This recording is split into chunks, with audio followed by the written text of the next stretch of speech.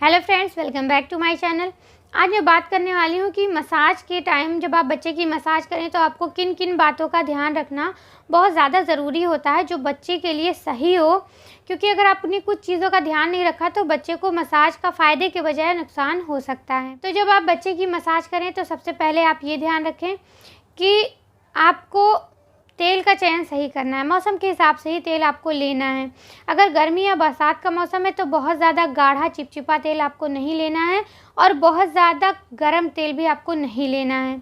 आप इस मौसम में, गर्मी के मौसम में आप कोकोनट ऑयल का यूज़ कर सकती हैं। आप जैतून तेल का भी इस्तेमाल कर सकती हैं। और अगर सर्दियों का मौसम है तो आप जैतून तेल भी ले सकती हैं, आप नारियल तेल भी ले सकती हैं, क्योंकि ये दोनों तेल ऐसे हैं कि इनकी तासीर ना तो बहुत गर्म है ना तो बहुत ठंडी है। लेकिन उस मौसम में आप डाबर लाल तेल, बादाम तेल, इन तेल का सेवन अगर करती हैं तो बहुत ज़्यादा फ़ायदा करता है। आप सरसों का तेल का भी सेवन आप सर्दियों के मौसम में आप कर सकती हैं। और उसके अलावा जो दूसरा पॉइंट है उसमें आपको इस चीज़ का ध्यान रखना है कि चाहे मौसम गर्मी का हो या मौसम सर्दी का हो, आपको मसाज करने के तुरंत बाद बच्चे को नहीं नहलाना है। मसाज करने के बाद कम से कम आपको 20 मिनट बाद ही बच्चे को नहलाना है।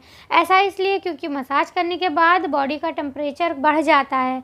जब आप मसाज करेंगी, ब्लड सर्कुलेशन बच्चे के शरीर का बढ़ेगा तो बॉडी का टेम्परेचर भी बढ़ेगा। तो इसलिए अगर आप तुरंत नहलाएंगी तो बच्चे को सरद गर्म हो सकता है।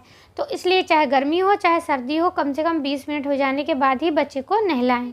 और अगला जो आपको ध्यान रखना है वो आपको ये ध्यान रखना है कि मसाज बच्चे की कभी भी कर्रे हाथों से नहीं करना है। तो बहुत सारे लोगों की आदत होती है, मैंने देखा भी है कि खूब कस कस के, तो इस तरह से नहीं करना है। कर्रे हाथों से मसाज करने से बच्चा मजबूत नहीं हो जाएगा। हाँ, उसकी हड्डियों में दर्द ज़रूर हो सकता है।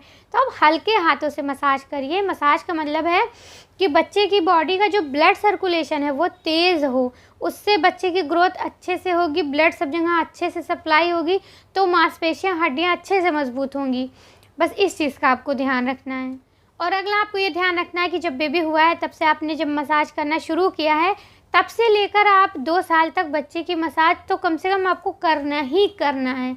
2 साल बाद आप चाहे छोड़ सकती हैं, लेकिन 2 साल तक, क्योंकि जन्म से लेके 2 साल तक बच्चे का विकास सबसे ज़्यादा तेज़ होता है और सबसे ज़रूरी होता है कि उनको सही पोषण मिले।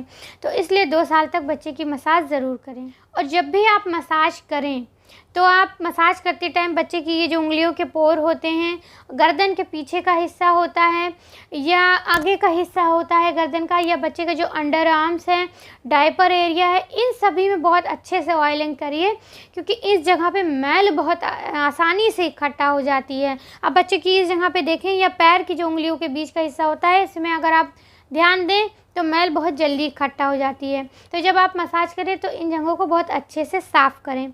ये छोटी छोटी बातें आप ध्यान रखेंगी तो बच्चे को मसाज का फ़ायदा बहुत ज़्यादा होगा।